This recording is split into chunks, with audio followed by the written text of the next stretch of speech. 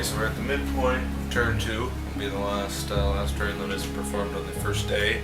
Well, what happened? Well, it's been fairly eventful again.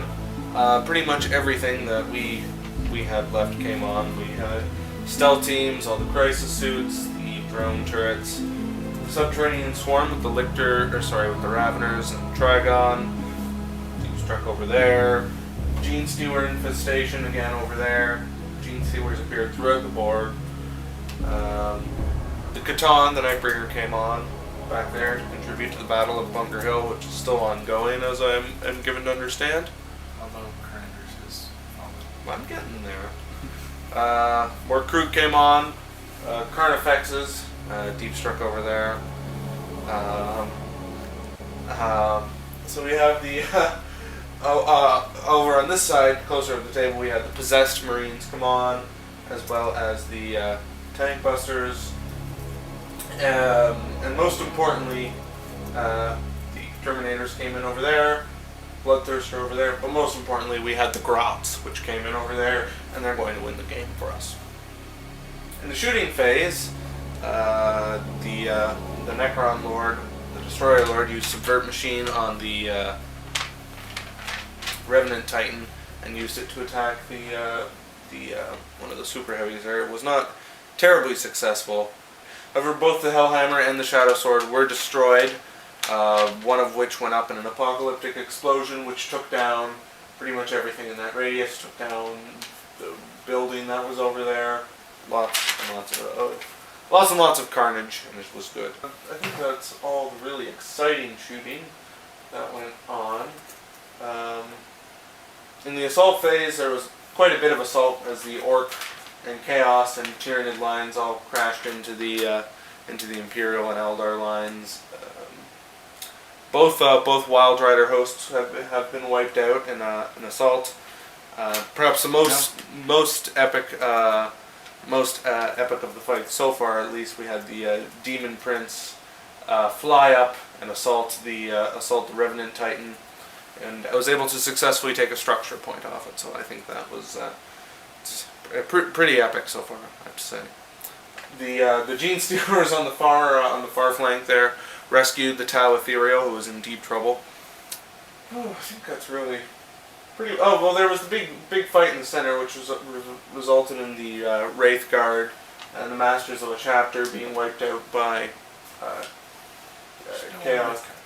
Well, there's still one Wraith Guard. But the Masters of a Chapter were wiped out by the Orks, but they were able to take a squad of Mega Knobs down with them. Assurman fell to the Knobs. Crandris was killed by the Broodlord over at the battle there. And I think that's pretty much everything.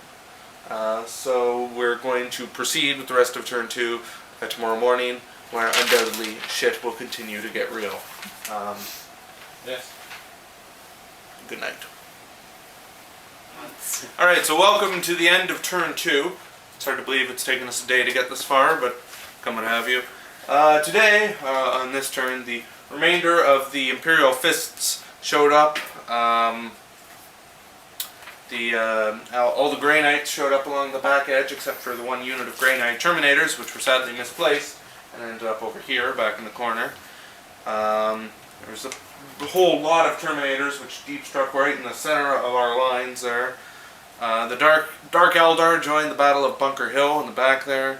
And also there was a surprise appearance by a group of Chaos Marines, which have joined the opposing side, and they will have to be brought back into line in our next turn. We shall see. In the shooting phase, the Commissar Yarg let off his Vortex Grenade over there, and took 3 Carnifex with it. We're interested to see what will happen next turn, because it's very close to several choice targets, most notably of which is the Seer Council. As for the rest of the shooting, not a whole lot to say, except that there was a lot of it. Very much of it.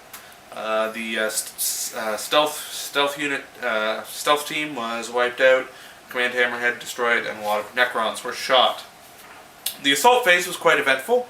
The Winged Hive Tyrant finally fell. Shining Spear took off the close combat weapon of the Stampa.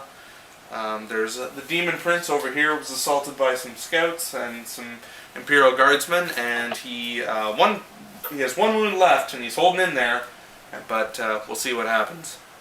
Notably, the scout that was responsible for the whole debacle in the last game still in there, so you know.